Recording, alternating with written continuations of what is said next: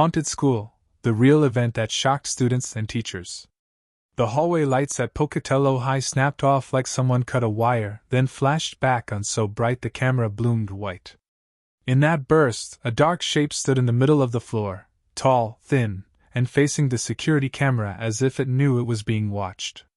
The old trophy cases along the wall reflected it 3 times, like mirrors inside mirrors. A classroom door slammed, hard enough to shake the glass. The motion alarm chirped. Then the shape slid, not walked, not ran, slid across the tiles and vanished at the staircase without a sound. 2 seconds later, a locked door at the far end opened by itself. You can hear it on the video, the metal latch clicking, the hinges breathing out a long, tired creak. The light inside that room flickered once, then went steady, even though no one stepped through. The camera timestamp read 2:13 a.m. A paper banner on the wall fluttered, like a wind had moved through a sealed building.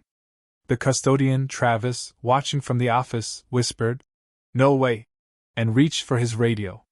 He never got the words out. The feed shook, like something bumped the camera mount. A second camera, at the bottom of the stairs, picked up a new shadow sliding down the last few steps and stopping just at the line where the floor changed from old tile to new. You can see the shape pause there, like it remembers where one student once fell. Then all the hallway lights turned off at the same time, and the picture went black. For 3 long heartbeats, there was nothing. And then, from somewhere in the dark, the mic caught a sound everyone at the school knows by heart. The old auditorium door opened and shut, boom, like the start of an assembly. The screen came back gray. The stairwell camera showed an empty landing. The hallway camera showed the same school everyone knew at 2:14 a.m. Lockers, posters, vending machine glow, quiet. But on the video, if you turn up the sound and listen very close, you can hear something else, soft and steady, like shoes on a gym floor when the gym is empty. Steps. Moving toward the camera. Getting closer. The feed froze. And in the still frame, a reflection appeared in the glass of the trophy case right beside the camera. A girl's face, pale and out of place, mouth open like she wanted to say one more thing. The next morning started like any other at Pocatello High, the school the town calls Pokey High. The brick and stone building with the wide stairs and the long history. The snow had left thin white lines along the sidewalk edges. 2 kids tossed a football, slipped, and laughed. A teacher held the door with her elbow while carrying a box of copy paper. The bell rang with its familiar beat. Travis, eyes red from not sleeping, was waiting outside the main office with the security drive in his hand. "You have to see this," he told the principal, Mr. Vaughn. Within an hour, 3 people had watched the footage in the small conference room: the principal, the vice principal, and the head of maintenance. All of them sat with their arms crossed tight and their mouths thin. When the dark shape slid across the hall, the vice principal muttered, "Prank," but it didn't sound like he believed it. By lunch, 2 teachers had heard about something weird on the cameras. By last period, 5 seniors knew. By the time the buses pulled up, half the school had a version of the story in their pockets. That night, on a local news site, a short clip went up. The headline said, "Security footage shows unexplained activity at Pocatello High." The comments filled fast. Some people said it was a hoax, some said it was bad wiring, some said it matched stories from their parents and grandparents. And some, the ones who worked late or came to night events, said quietly, "I'm not surprised. Every school has its stories. Pokey High had more than most." The building went up in 1917. It had decades of games, dances, plays, and hard days. Teachers told news staff about the auditorium that liked to creak when no one sat in the seats, the girls' bathroom on the 2nd floor that always felt cold even when the heat kicked in, the old staircase where people walked slower without knowing why. There were sad stories too, things that really happened, names the town remembered. People were careful with those stories. They spoke them soft. The week before the video, junior reporter Haley Brooks from the school paper, The Chieftain, was working on a piece about the building's history. Haley liked records, facts, and names spelled right. She interviewed the librarian, who had a folder of old photos, marching band in stiff uniforms, homecoming queens with big hair, a teacher retiring in the 80s with a cake that said "We'll miss you" in crooked frosting. Haley asked about the haunted stories. The librarian smiled and said, "People feel what they feel. We keep the lights on, and we're kind to each other. That helps." Haley wrote that down. She also wrote about a rumor. Sometimes the auditorium balcony door would be locked at night, then show as open on the system, then be locked again when you checked it in person, like it was more than one thing at once. She planned to end her article with that mystery: safe, clean, just enough spice to make people read it. The night the video was recorded, Haley's mom was late from a shift at the hospital. Haley sat at the kitchen table with her laptop, her little brother asking for hot cocoa. Her phone buzzed. A friend texted her a link. Haley watched the shadows slide down the stairs and felt her stomach drop in that roller coaster way people get when a feeling connects to an old story. She paused the video, rewound it, watched again. The reflection in the trophy case, there then gone, looked like someone her age. She looked at the clock. 9:23 p.m. She told her brother she'd be back in 10 minutes and ran 2 blocks to the school, because her family lived close enough to hear the pep band on game nights. The building was dark except for the security office and the glow of the vending machine. The custodian on duty, Ed, knew Haley and let her stand in the doorway while he watched the feeds.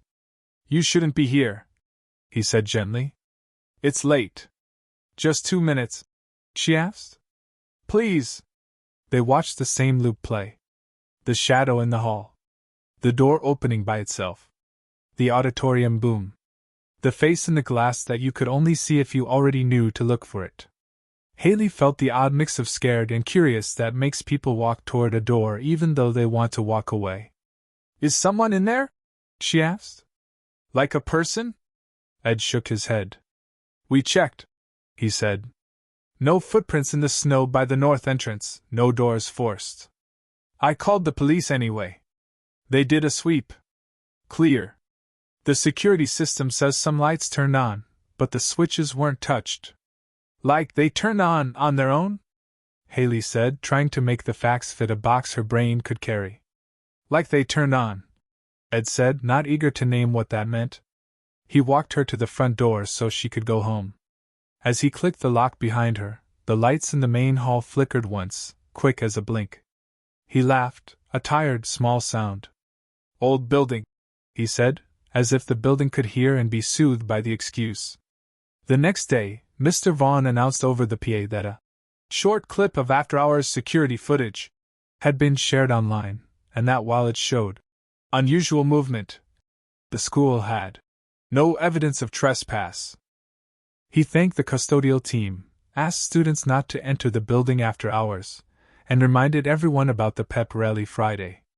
His voice sounded calm, as principal voices do, but people could hear the tighter breathe between his sentences. In English class, Ms. Reed asked her students to write about a time they felt watched. It was supposed to be a creative exercise, but half the class wrote about the school. One student wrote that the hallway by the old science rooms always felt like a movie theater when you walk in late, the sense that you're stepping into a scene already playing. Another wrote about the bathroom mirror by the auditorium that sometimes showed a stall door closing behind you when you know you're alone. At lunch, a group of seniors dared each other to stand in the auditorium doorway with the lights off for a full minute. They lasted 12 seconds before one of them ran and the rest followed, laughing too loud.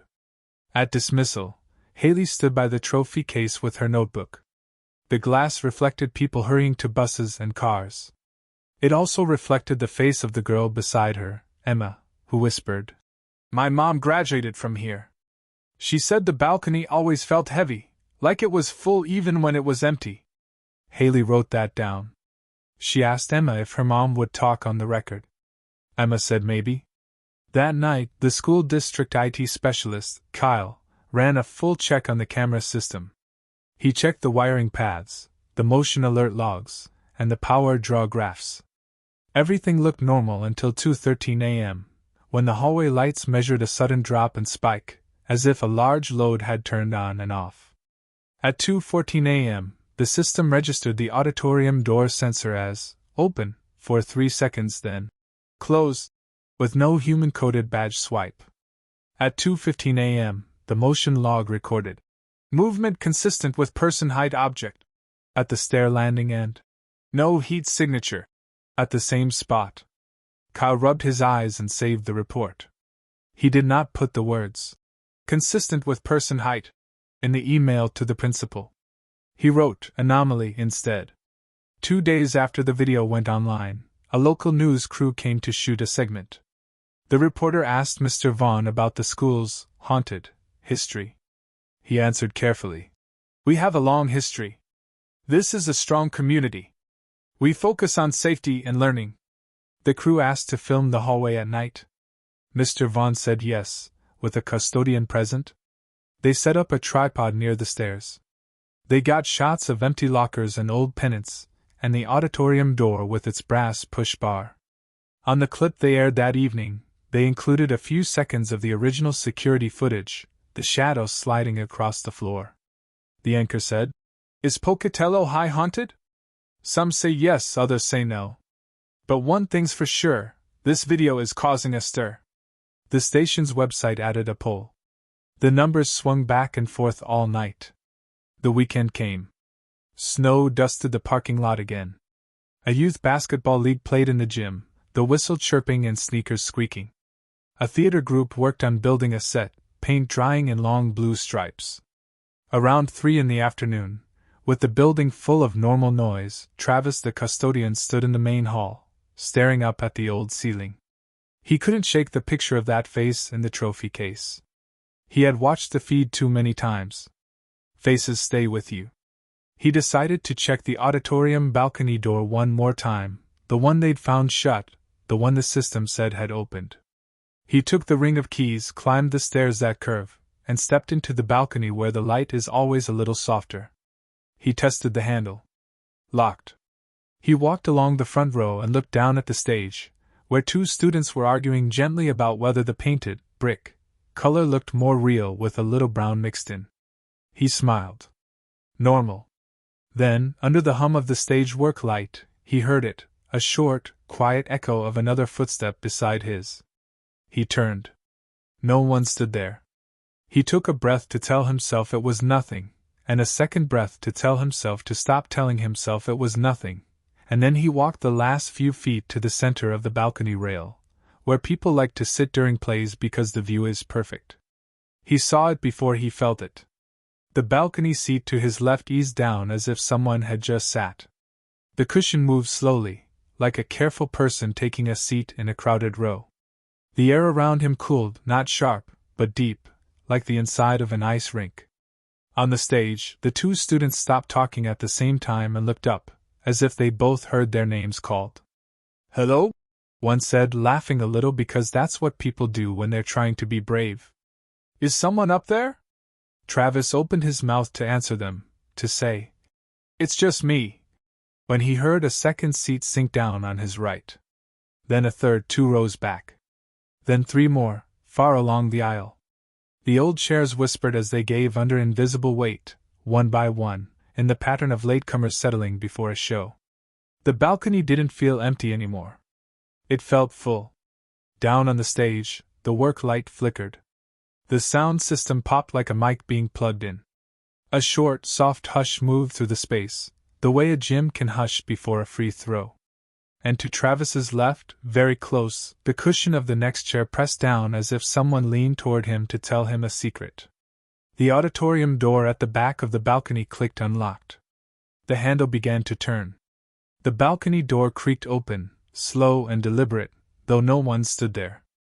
Travis froze where he was, surrounded by seats that dipped and whispered as if unseen people were settling in for a performance. On stage, the 2 theater students stared upward, their eyes wide. "Who's up there?" one of them called again, more uneasy this time. Travis tried to answer, but the word caught in his throat. He took a small step toward the door, and the entire row of seats in front of him sank in unison, like an invisible crowd had just leaned forward. The temperature plummeted. His breath poured out in white clouds. Then, just as suddenly as it began, everything stopped. The door eased shut. The air warmed. The seats rose again. Travis stumbled out of the balcony, heart pounding. In the main hallway, everything looked ordinary, kids painting, sneakers squeaking, the hum of the heater, but he couldn't shake the feeling that something had been watching him from every angle. He didn't tell anyone what he saw. He just muttered about loose springs and drafts and locked the balcony door tight. The following Monday, strange things began happening during the school day. In room 104, a stack of graded papers slid off a desk and scattered across the floor even though no windows were open. In the science lab, a faucet turned itself on. A janitor mopping near the gym swore he heard whispering in the empty locker room, not words, just breathy syllables. By Wednesday, even students who didn't believe in ghosts started glancing over their shoulders. A group of juniors reported that every locker door in one row had swung open at the same time. A teacher in the history wing said her classroom door locked itself from the inside during a lesson, and when the custodian finally got it open, the air inside was icy. The school district brought in an electrician. He checked every light, wire, and breaker panel. "Everything's normal," he said. "This place is old. Old buildings do weird things." But that explanation didn't calm anyone. Too many things were happening at once. The local news returned for another segment. This time, they filmed during the day. They interviewed students who said they felt watched in the hallways. One girl swore she saw a reflection moving in a window when no one was behind her. A teacher described a door handle rattling like someone was trying to come in, but when she opened it, the hall was empty. Paranormal investigators from Boise heard about the story and asked for permission to visit after hours. The district reluctantly agreed. On a cold Saturday night, they set up cameras, EMF readers, and digital recorders. Most of the night was quiet, until 2:13 a.m. The lights in the main hallway flickered again, just like in the original footage. The investigators' temperature sensors dropped 10 degrees in less than a minute. One recorder captured faint footsteps and a distant slam, even though every door was locked. And on the video they released later, a single shadow appeared at the top of the stairs, exactly where the figure had been before, and then vanished. The team left convinced something beyond explanation lingered inside Pocatello High. "We can't prove it's a ghost," their lead investigator told the news. "But we can say something intelligent is interacting with this building." The school board tried to tamp down the rumors, but they spread faster than ever. Students made TikToks daring each other to spend a night in the auditorium. Alumni wrote in with their own stories: footsteps on empty stairs, the sound of applause in the gym after hours, shadows darting through classrooms. One former teacher sent a letter to the local paper. "In 1981, I stayed late to finish grading. Around midnight, I heard someone crying in the second-floor hallway. I searched every room. It was empty. The crying never stopped, it just drifted away." The school could have chosen to ignore it all. But when a security camera caught something new, they couldn't. At 3:19 a.m. on a Tuesday, a classroom door opened by itself and stayed open for several minutes. Then, one by one, the hallway lights turned on and off in a pattern: 3 flashes, pause, 1 flash, over and over. Morse code, someone later said. The pattern spelled a single word: help. Even skeptics felt uneasy. "It's probably a glitch," one teacher said, but her voice shook. Haley, the student reporter, started digging deeper. She spent afternoons in the town library, scrolling through microfilm of old newspapers. That's where she found the story buried in the archives.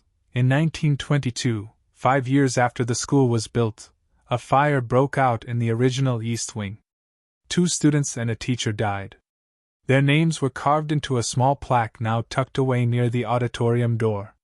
The article described the aftermath: how the fire started in a locked supply closet, how one student was found near the stairwell, another on the landing. The teacher's body had been discovered in the balcony. Haley stared at the words until they blurred. She checked the date of the fire, March 19, 1922. 3:19 a.m. The number that kept appearing on the cameras wasn't random. Haley shared her findings with Mr. Vaughn. He was quiet for a long time. Finally, he said, "We honor the past, but we don't dwell there. Maybe the building remembers more than we do." The next night, she asked permission to stay late with the investigators. She brought flowers, 3 white roses and 1 red, and placed them gently by the plaque near the auditorium. "For the ones we forgot," she whispered. At 3:19 a.m., the hallway lights flickered again. The investigators' EMF meters spiked. A door somewhere down the hall creaked open and then shut. And then, on every camera at once, the same thing appeared, dozens of faint, glowing shapes, like silhouettes made of light, standing silently along the hallway walls, watching. They stayed for exactly 33 seconds. Then they vanished. The building was still. The air felt warm again. And for the first time in weeks, not a single light flickered for the rest of the night. Some say the events stopped after that. Others claim they still happen, just less often, quieter now, like someone finally heard what they were trying to say. The video from that night remains one of the most watched clips about haunted schools online. Even today, teachers at Pocatello High sometimes find fresh flowers by that plaque, though no one ever sees who leaves them. And every year, on March 19th at 3:19 a.m., the lights in the main hallway turn on by themselves for exactly 33 seconds, and then go dark again. No alarms. No shadows. Just silence. But if you stand there long enough, some say you can still feel a row of seats shift beside you, like someone has just taken their place to watch the story continue.